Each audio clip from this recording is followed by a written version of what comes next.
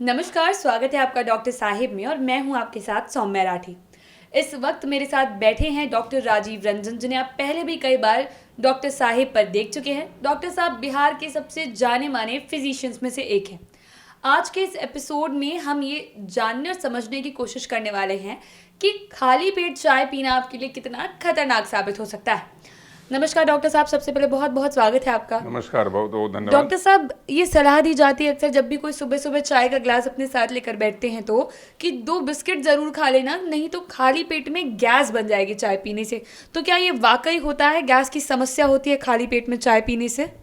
बिल्कुल सौम्या जी, क्योंकि चाय टी को हम लोग स्टिमुलेंट मानते हैं। स्टिमुलेंट वो पदार्थ होते हैं जो चाय में एक टेनिन होता है सब्सटेंस।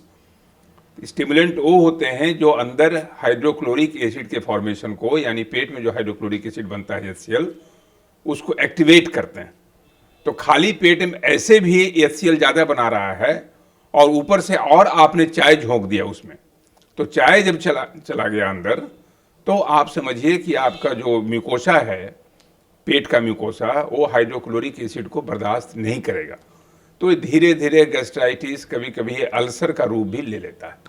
इसलिए वैसे केसेस में जो हाइपर एसिडिटी के मरीज हैं, उस केस में चाय खाली पेट में लेना बहुत ही घातक परिणाम दे सकता है, भयंकर परिणाम की ओर अग्रसर कर सकता है। इसलिए कभी भी भूल के भी ये आराम तलबी की ज़िंदगी जो होती है कि खाली नींद खुली और चाय हाजिर, तो ये जो विलासिता वाली जो कॉन्सेप्ट है पहले से कि जैसे ही बिस्तर से नींद खुली आपको चाय हाजिर हो गई, या तो आपकी पत्नी लेके आई, चाहे आपके असिस्टेंट लेके आए, तो इसको हटाना पड़ेगा। जी डॉक्टर साहब, एक और चीज़ मैं यहाँ ये समझना चाहूँगी कि अक्सर ये भी कहा जाता है कि अगर आप कुछ वक्त से खाली पेट हैं तो फिर डायरेक्टली कुछ बहुत ज़्यादा तेल मसाले वाला खाना नहीं खाना चाहिए, नहीं तो पेट में बहुत ज़्यादा जलन हो सकती है, तब भी एसिडिटी की प्रॉब्लम हो सकती है। सबसे पहला है सौम्या जी कि खाली पेट रहना, ज़्यादा समय तक खाली पेट रहना अपने आप में अनहाइजीनिक प्रक्रिया है। कई बार लोग करते हैं कि ऐसे भी कि जिनको वजन घटाना है, चाहे जो अपने को बहुत स्लिम ट्रिम दिखाने की कोशिश कर रहे हैं, वो वजन कंट्रोल करने के चक्कर में सवेरे से शाम तक काफ़ी लंबा गैप रखते हैं खाली पेट। तो खाली पेट रहना वो हाइपर, मैं पहले भी कह चुका हूँ कि हाइड्रोक्लोरिक एसिड का फॉर्मेशन ज़्यादा होता है जब आप खाली पेट में रहते हैं। तो लंबे समय तक खाली पेट रहना भी खतरनाक है। और जब खाली पेट आप ऑलरेडी हैं और उसमें आप तैलीय पदार्थ का सेवन किए, बहुत तला भुना हुआ चीज़ खा लिए, बहुत गरिष्ठ चीज़ खा लिए, तो उसमें जो इंजाइम्स होते हैं, गैस्ट्रिक इंजाइम्स, उसको ठीक से काम करने का मौका मिलता नहीं है। आपको इंडाइजेशन हो सकता है और आपको तरह तरह का ब्लोटिंग वगैरह हो सकता है, परेशानी हो सकती है। इसलिए इस बात का ध्यान रखें, ऐसे भी ज़्यादा तली भुनी हुई चीज़ या गरिष्ठ चीज़ों का सेवन कम से कम करें तो फायदेमंद है। डॉक्टर साहब, तो मैं ये जानना चाहूँगी कि ऐसे लोग जिन्हें अक्सर एसिडिटी रहती है, मॉर्निंग एसिडिटी के बारे में भी हम लोग सब जानते ही हैं कि सुबह सुबह जिनके पेट में गैस की समस्या ज़्यादा हो जाती है, तो सुबह उठने के बाद उनका खाने का जो रूटीन होता है वो क्या होना चाहिए ताकि उनकी समस्या और ज़्यादा दिक्कत ना दे उन्हें?